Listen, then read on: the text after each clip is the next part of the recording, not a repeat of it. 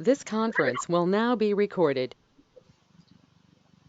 Well, hello, this is Z. Thomas. I'm the Executive Director for the State Board of Examiners for Long-Term Care Administrators, or OSBELTCA, and looking forward to talking to you all about NAB, NAB exams, and a little bit about OSBELTCA and what we do, if Ginger hasn't already told you some of that stuff. So jump right into there. Some of the things that Ginger probably already talked to you about. I believe we've talked about how to apply, and we've showed you that we have videos on our website to help you get started with that sort of stuff.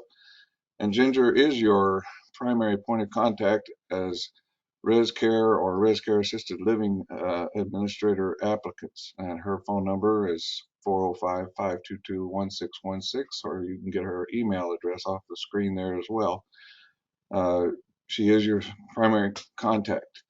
Uh, some of you already have experienced the state exam. We have two different exams. The RCAL exam is 50 questions. The Res Care exam is 33 questions.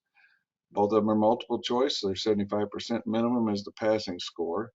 And you can take it when you have it scheduled, when we have it scheduled, or you can schedule yourself to take it through a PSI testing center at your leisure when it works best for you, but it's going to cost you a little bit more.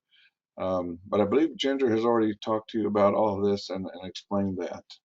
But normally I would be able to take some questions about that sort of thing. Um, but let me go into a little bit higher level stuff like the NAB exam, which really only applies to the RCAL. The Res Care people probably don't care about that since it's not required for their license. But NAB is the National Association of Long-Term Care Administrator Boards. That's an association of state boards like ours, similar to how the Oklahoma Assisted Living Association is an association of assisted facility owners. We are an association of boards like ours, and I don't understand what's going on with my screen. It changed on me, but anyway, NAB has no jurisdictions at all. They each of the boards have their own jurisdiction, and there's a long discussion about why that's developed the way it has over the years.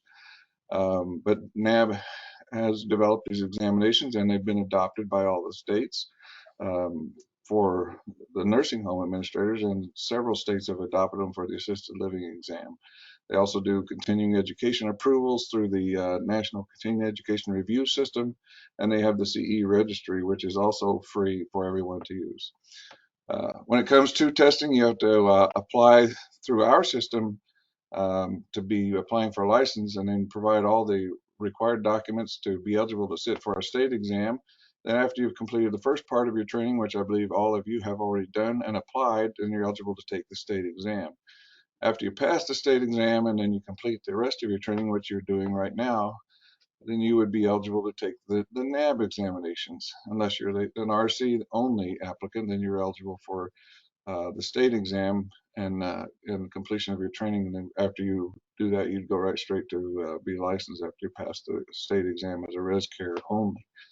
If you take the RCAL exam and decide later you want to become a res care instead and don't want to take the NAB exams, then you'd have to go back and take the res care exam. They are two different exams. You have to apply to be a res care administrator. That's a different application. So everything is different if you make that mistake, which several people have made, and do that. So we like for people to figure out what they're wanting to do right up front and only do it once, and we try to help you make those decisions as much as we can. The RCAL exams at NAB come at the end of your training, end of everything else. They come after you pass the state exam and after you finish the both parts of the OKALA training.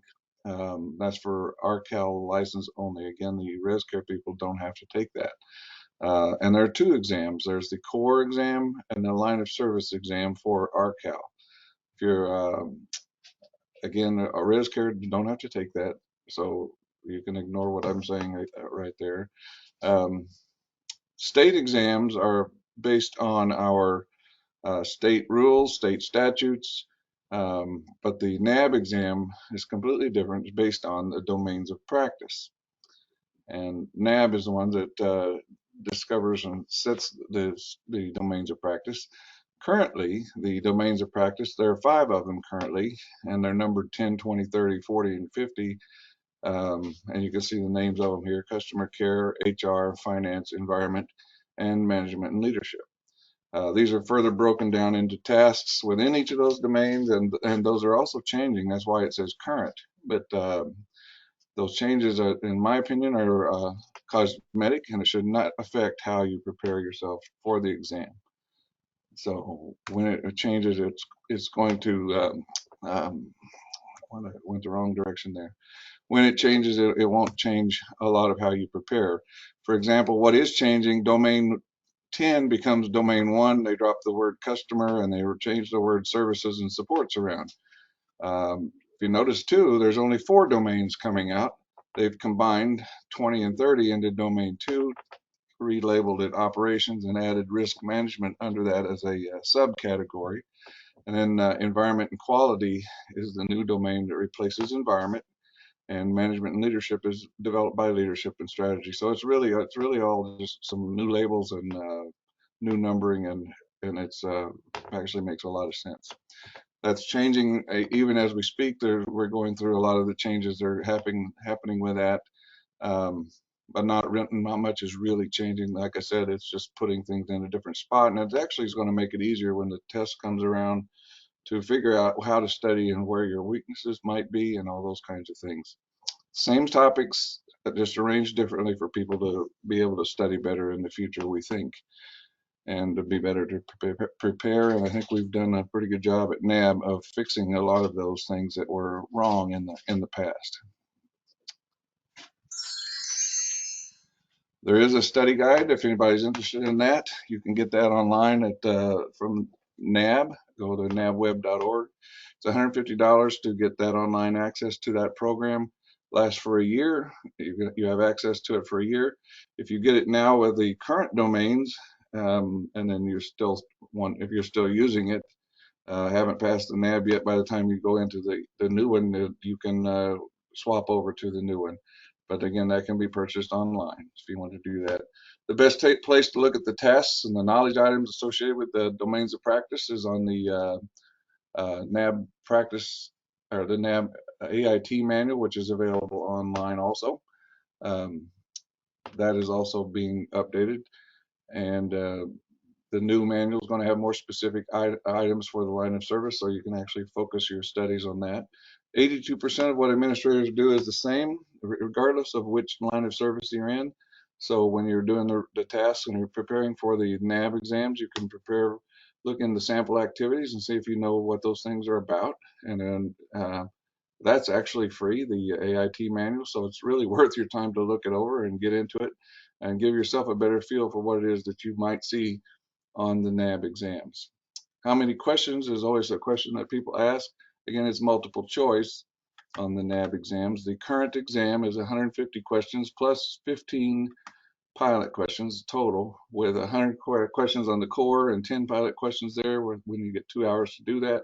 And then there's 50 line of service questions with 5 pilot questions, and you get an hour for that one. If you take the new exams after July, it's 100 core questions with 25 pilot questions, and you're going to get 2.5 hours, and 60 line of service questions with 15 pilot questions, and you get an hour and a half for that.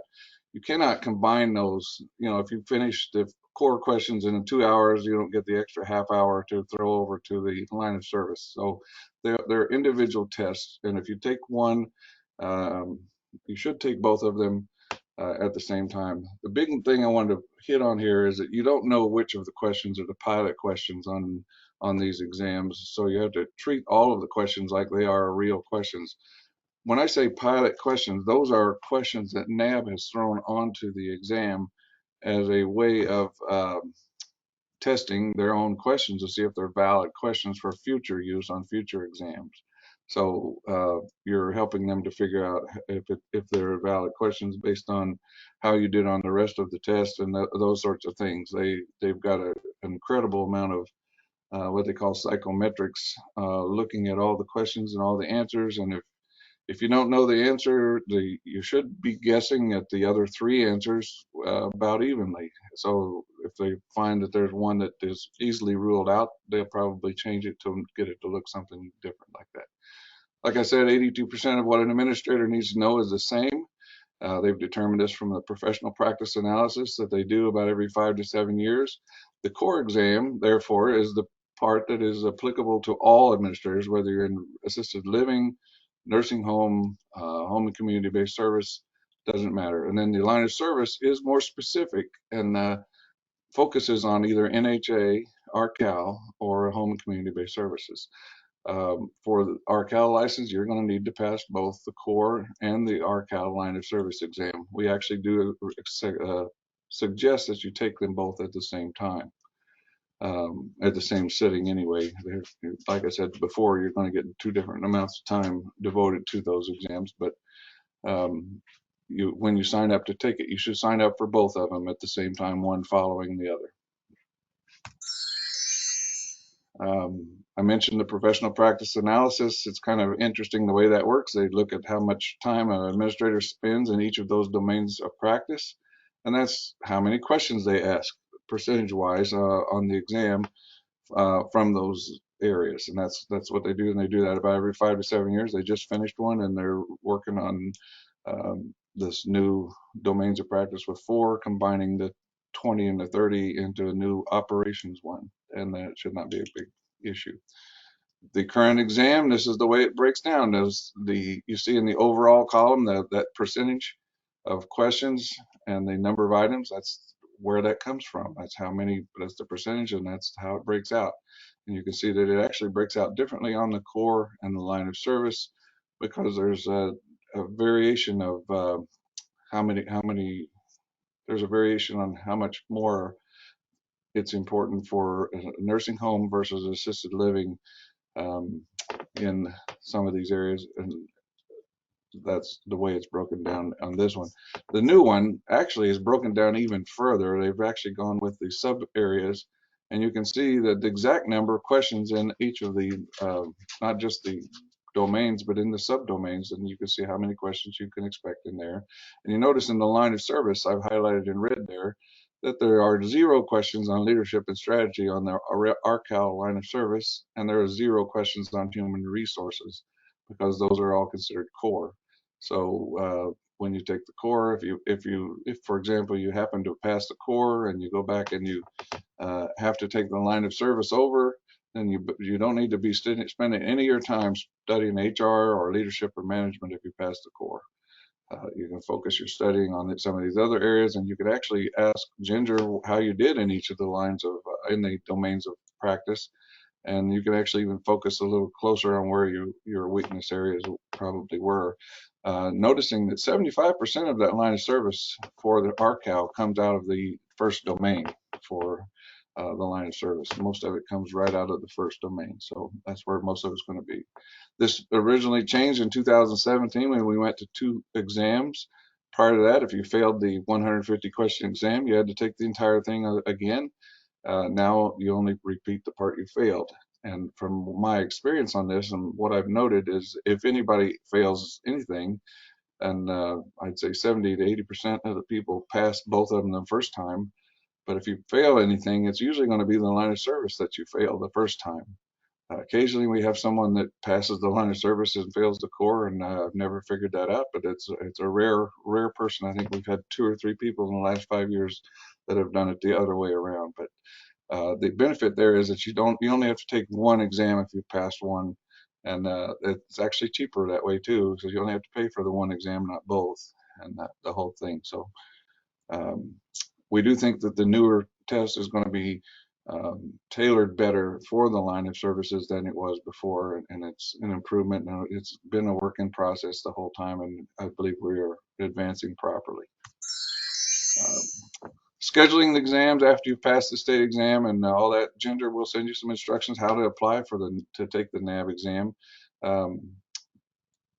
It's the last part of getting your license. You go to the NAB PSA website, you sign up for it and pay to take it. We do recommend taking both, like I said, the first time. It's cheaper for one thing, but it's just what we expect people will do. If you're not going to do that, you need to let Ginger know of your plans to take only one of those tests, because she's going to probably stop and say, well, why are they only taking one? She's not going to approve you to sit for it until she talks to you. So it's going to slow it down, because what they do is after you've applied and said, I want to take the exam, um, PSI is going to send an email to Ginger and say, is this person eligible for the exam? And she'll say, yes, you are. And then they're going to send you an email, say, you're eligible. Yay, come back. And then you can schedule the date and time and location for your exam that you want it to be at a PSI testing center when it's a good time for you to do that. So again, if you're not gonna take both at the same time, let Ginger know in advance so that it doesn't slow down the process. Because again, the process is you sign up for it, they send an email to Ginger, she approves it, and then you go back in and set the date and time, then you go sit and take the exam at the date and time that you take it. Okay. This is the whole process, which I say is grossly oversimplified. You've had your training part 1, and you do your application usually that time, then you take and pass the state exam. Then you go on to the training part 2, which is where you're at right now. If you have MAT, if it's required, you're going to have to finish that. And then after you've done all the training, including the MAT and part 2, then you can take the and if you pass the state exam, then you can take the NAB exams and pass those, and then you would be eligible to be licensed at the next board meeting. So that's the grossly oversimplified process that we have for you all. I wish I was there to take your questions. I know you're going to have some. Maybe we'll have Ginger available to take questions. Maybe maybe you can just ask me later when you come in for a any of you haven't taken the state test yet or whatever, you can give us a call the office, let us know.